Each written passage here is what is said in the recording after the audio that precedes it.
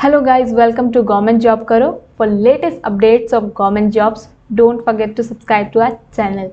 So आज हम लोग बात करेंगे पंजाब पटवारी एग्जाम पैटर्न के बारे में, जिसमें हम लोग कवर करेंगे इंग्लिश लैंग्वेज का सेक्शन। मींस कि हम लोग आज पढ़ेंगे कि किस टाइप के क्वेश्चंस आ सकते हैं इंग्लिश लैंग्वेज के रिगार्डिंग इन पटवारी एग्जाम्स में, और साथ के साथ डिस्कस करेंगे कि कैसे आप उन क्वेश्चंस को सॉल्व कर सकते हो। सो लेट्स स्टार्ट करते हैं कि किस टाइप के क्वेश्चंस आपको इंग्लिश लैंग्वेज के सेक्शन में आ सकते हैं। तो सबसे पहले आपको आ सकते हैं बेसिक ग्रामर के क्वेश्चन, जैसे कि ही cross the broken bridge dash warning. तो इनमें आपको 4 ऑप्शन दिए गए होंगे और एक सुटेबल जो ग्रामर का वर्ड है आपको यहाँ पर चूज़ करना है। और 4 ऑप्शन में से जैसे आपको आ सकते हैं इन स्पाइट ऑफ, ऑन और अबाउट। तो इन चारों में से कौन सा जो है इस फिलिंग द ब्लैंक्स में आ सकता है, जो प्रॉपर ग्रामर की तरह काम कर सकता है इन दोनों वर्ड्स को जोड़ने में, तो वो आपको वाइसली चूज़ करना है। देन एडजेक्टिव और एडवर्ब्स के क्वेश्चंस तो आते ही हैं इंग्लिश लैंग्वेज के सेक्शन में, जैसे कि इसके एग्जांपल देख सकते हैं कि किस टाइप के क्वेश्चंस आते हैं। जैसे I have been feeling dash tired lately और डॉक्टर। तो इसके ऑप्शन आपको दिए गए हैं, इनके बीच में जो फिलअप हो सकते हैं such a, the most, more and more, just as और सच एज। तो इन पांचों में से आपको जो एक सुटेबल आंसर है वो चूज़ करना है। मीन्स अगर आप तभी ये सुटेबल आंसर चूज़ कर पाओगे जब आपको पूरा बेसिक ग्रामर जो है क्लियर होगा और आपको एडजेक्टिव और एडवर्ब्स के जो टॉपिक है वो अच्छे से क्लियर होंगे। सिनोमिनस एंड एंटोमिनस। तो सिनोमिनस और एंटोमिनस के बेसिस पे भी काफ़ी क्वेश्चंस आते हैं, जैसे कि एग्जांपल हम देख सकते हैं कि ब्रिलियंट वर्ड का सिनोमिनस बताओ। तो इन चारों में से जो इसका सिनोमिनस होगा वो आपको चूज़ करना है, और ये आप तभी अच्छे से चूज़ कर पाओगे और तभी करेक्ट चूज़ कर पाओगे जब आपको सिनोमिनस के सारे जितने भी वर्ड्स हैं वो अच्छे से क्लियर होंगे। देन आर्टिकल्स एंड प्रीपोजिशंस की बात करें तो इसके रिलेटेड भी काफ़ी क्वेश्चंस आते हैं इंग्लिश लैंग्वेज के सेक्शन में, जैसे कि they decided dash the grey sofa. तो इसके बीच में कौन सा पर्टिकुलर वर्ड आ सकता है जो कि आर्टिकल या प्रीपोजिशन से हो और जो इसको पूरा वर्ड को कंप्लीट कर सके। तो अबाउट ए ऑप्शन है, बी ऑन, सी इन और डी ऑफ। तो इन चारों में से आपको सुटेबल आंसर चूज करना है।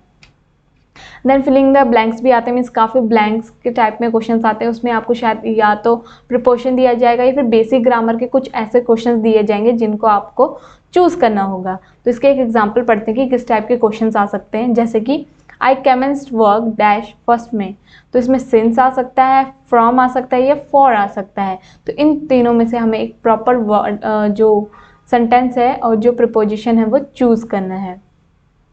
वोकैबुलरी के रिलेटेड तो काफ़ी क्वेश्चंस आते हैं और काफ़ी इंपॉर्टेंट ये सब्जेक्ट माना जाता है इंग्लिश लैंग्वेज में।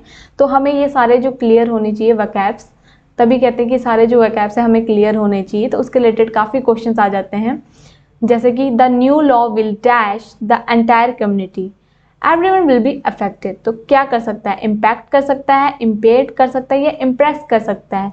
तो अगर आपको वोकैब आते होंगे कि प्रॉपर वर्ड का मीनिंग पता होगा कि कौन सा वर्ड कहाँ पर सूट करता है, तो उससे आप ये आंसर जो है सही से चूज़ कर सकते हो। और ये जो जितने भी क्वेश्चंस मैंने अभी तक कराए हैं वो क्वेश्चंस के आंसर मुझे जल्दी से जल्दी कमेंट सेक्शन में दें, और मुझे टाइम भी बताएं कि आपने कितने टाइम में कौन से क्वेश्चन को कंप्लीट किया। देन डायरेक्ट और इनडायरेक्ट स्पीच के बेसिस पे भी काफ़ी क्वेश्चंस आते हैं, जैसे कि Tariq said hurrah I have von the match. तो ये इसको डायरेक्ट और इनडायरेक्ट स्पीच में कन्वर्ट करना है।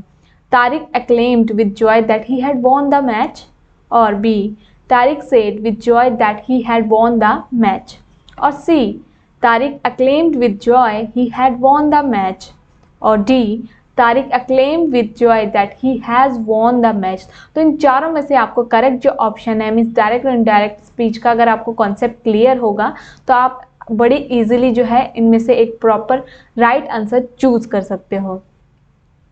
एक्टिव और पैसिव नॉइज जो हमारा एक बेसिक कंसेप्ट है और एक बेस है इंग्लिश लैंग्वेज का, तो ये तो सबको आना ही चाहिए और काफ़ी स्ट्रॉन्ग होनी चाहिए, और इसके रिलेटेड काफ़ी क्वेश्चन जो है पटवारी के एग्जाम में आपको आ सकते हैं। तो इसके एग्जांपल पढ़ते हैं किस टाइप के क्वेश्चंस आ सकते हैं, जैसे कि she looks after the child. तो इसको एक्टिव और पैसिव वॉइस में अगर कन्वर्ट करके देखा जाए तो the child is looked after by her, या B the child were looked after by her, और C the child are looked after by her, और डी नन ऑफ दिस। तो इसका भी आंसर मुझे कमेंट सेक्शन में जल्दी से जल्दी बताओ, और ये भी बताएं कि कितने टाइम में आपने ये आंसर जो है ढूंढ लिया था। सेंटेंस करेक्शन के रिलेटेड भी काफ़ी क्वेश्चंस आते हैं, जैसे कि when it was morning they decided to put at an in. तो पुट एट लिखा है, उसकी जगह कौन सा जो सेंटेंस है वो रिप्लेस किया जा सकता है, मीन्स इसकी जगह एक प्रॉपर राइट सेंटेंस कौन सा लग सकता है। तो उसमें आपको 4 ऑप्शन दिए गए हैं, जैसे कि put out in, put off at, put at, put up at. तो इन चारों में से आपको राइट आंसर जो है उसको टिक करना है। देन आपको स्पेल चेक्स के अकॉर्डिंग भी काफ़ी क्वेश्चंस आते हैं, मीन्स आपको अगर प्रॉपरली एक वर्ड की स्पेलिंग आती होगी, अगर आपको स्पेलिंग के रिलेटेड जितने भी कंसेप्ट हैं और जितने भी टॉपिक्स अच्छे से क्लियर होंगे और आपको पता है कि किस वर्ड की कैसी स्पेलिंग होती हैं, तो आप बहुत ईजिली से ये जो क्वेश्चन है इसके रिलेटेड वो अच्छे से कर सकते हो। तो एक एग्जाम्पल करते हैं, select the word with correct spelling. तो बेनिफिटेड, बेनिफिटेड, बेनिफिटेड और बेनिफिटेड। तो आप इन चारों में से बताएं कि कौन सा जो वर्ड है वो सही है, कौन से वर्ड की स्पेलिंग जो है वो सही है। अब उसके बाद जो लास्ट टॉपिक आता है इंग्लिश लैंग्वेज में, वो है रीडिंग कम्प्रीहेंशन के बेसिस पे। और ये हमने वैसे काफ़ी स्कूल टाइमिंग से भी करे हुए हैं टॉपिक, जैसे अनसीन पैसेजेस आ जाते हैं, रीडिंग कम्प्रीहेंशन आ जाते हैं, कि मीन्स एक प्रॉपर स्टोरी या फिर किसी भी रिलेटेड एक आर्टिकल दिया होता है जिसे हमें पढ़ना होता है बहुत अच्छे से और केयरफुली, देन उसके रिलेटेड ही हमें कुछ क्वेश्चंस दिए जाते हैं जिनमें से हमें एक प्रॉपर आंसर को चूज करना होता है। तो वैसे ही क्वेश्चन जो है पटवारी एग्जाम में भी आते हैं रीडिंग कम्प्रीहेंशन के रिलेटेड। तो आपको इस टाइप का कुछ पैसेज दिया गया होगा, ये काफ़ी छोटा पैसेज नहीं होगा, काफ़ी बड़ा होगा, तो आपको अपना टाइम जो है उसका भी ध्यान रखना है कि कितने टाइम में आपको कितनी जो चीज़ें हैं वो कवर करनी है। तो जैसे ही आप रीडिंग कम्प्रीहेंशन पढ़ोगे तो इतना बड़ा तो आपको पहले कम्प्रीहेंशन आएगा, आप पहले कम्प्रीहेंशन पढ़ोगे, देन आप क्वेश्चंस पढ़ोगे।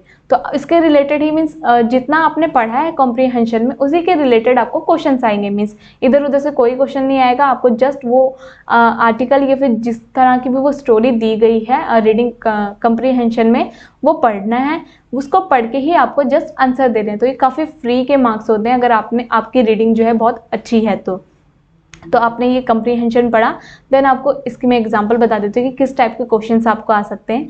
जैसे कि प्रॉपर एक कम्प्रीहेंशन था, तो उसके बेसिस पे ये क्वेश्चन दिए गए हैं। The 16th century was an age of great dash exploration. तो हमने अगर पैसेज पढ़ा होगा तभी तो हमें आंसर पता होगा ना। तो एक बार दोबारा इस पैसेज को पढ़ें और मुझे इसका आंसर ज़रूर कमेंट सेक्शन में बताएं। देन सेकेंड क्वेश्चन है, Magellan lost the favour of the king of Portugal when he became involve in a political dash. तो इसके भी आपको 5 ऑप्शन दिए गए, इनमें से आपको करेक्ट ऑप्शन चूज करना है और आप तभी करेक्ट ऑप्शन चूज कर सकते हो जब आपने पैसेज ढंग से पढ़ा होगा। तो सिर्फ इसके 2 क्वेश्चन नहीं आते, इसके रिलेटेड काफ़ी क्वेश्चन आते हैं, वो डिपेंड करता है। बट आपको ये है कि आपके रीडिंग स्किल्स जो है काफ़ी अच्छी रखनी पड़ेंगी, तभी आप इसमें प्रॉपर फुल में से फुल मार्क्स लेकर आ सकते हो। सो ये थे लेटेस्ट अपडेट्स रिगार्डिंग पंजाब पटवारी एग्जाम पैटर्न के बारे में।